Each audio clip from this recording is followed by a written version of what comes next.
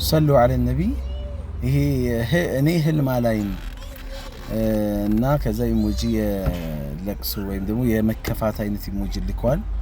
ምንድነው ይሄ? የብዙ ሰዎች ጥያቄ ነው። በየኮሜንቱ ላይ ህልም ካየው ብዙ አመት ሆነኝ ህልም አይቼ አላውቅም የሚሉ ነገሮች። በነገራችን ላይ ህልም አለማየት መጥፎነት መጥፎ ገድ ምናምን ነገር አይደለም። ነገር ግን ብዙ ኸይር ነገሮች ምናልባት ላያገኝ ይችላል በዚህ ዘመን ላይ። ምክንያቱም በዚህ ዘመን ላይ ከአላህ ጋር የምንገናኝበት ብቸኛው መንገድ ህልም ነው። ወህይ ተቋርጧል። ጅብሪል አይወርድም፣ ቁርአን አይወርድም፣ ነብይ አይላክም። የነብይነት 1/46ኛ እጅ ነው ህልም ማለት። አላህ በእኛ ላይ ሙስተቅበላችንን ነጋችንን ሊያስተካክልልን ሲፈልግ ጥቆማ ሊሰጠን ሲፈልግ በህልም አማካኝነት ነው ከኛ ጋር ግንኙነት አላህ ሊያደርግ የሚችለው። ትላንትናችንን ማስፋቅ ወይም ሊፈቅልን ሲፈልግ ተውበት ማድረግ እንዳለብን አላህ መንገዱን ሊያመቻችልን ሲፈልግ በህልም ነው። ይህንን ነገርም አላህ የሚያገራልን ወይም የሚያሳየን።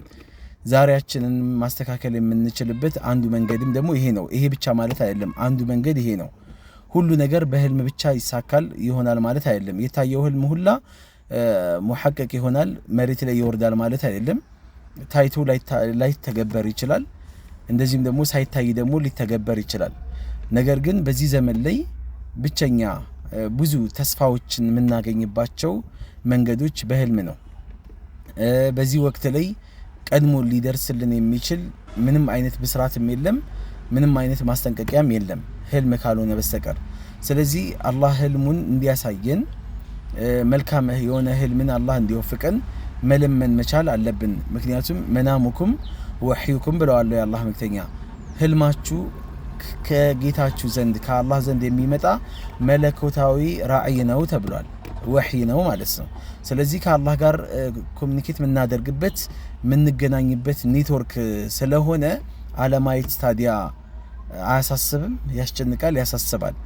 እና ይህንን ህልም ለማየት ከሚያስችሉ አንዱ መንገዶች መካከል ሰውየው ህልም አያለው አልማለው ብሎ አይደለም የሚተኛው።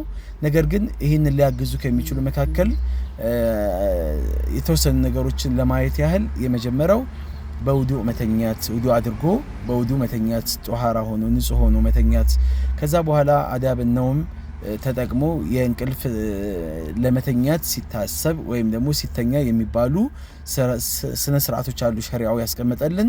ከቁርአንም ከሐዲስም ዚክሮችን እየዘከርን ቁርአን እየቀራን በቀኝ ጎናችን እጃችንን በጉንጫችን ስር አድርገን መተኛትና ማለት ያለብን ዚክሮችን ሁላ ብለን ከዚህ በኋላ ወሬ ሳናወራ ምንም አይነት ነገር ቢዚ ሳያደርገን ሶሻል ሚዲያም ይሁን ሌላም በአካልም ሰዎችም ይሁን ቢዚ ሳያደርጉን ቀጥታ ወደ እንቅልፍ መተኛት ወይም መሄድ ይጣበቅብናል።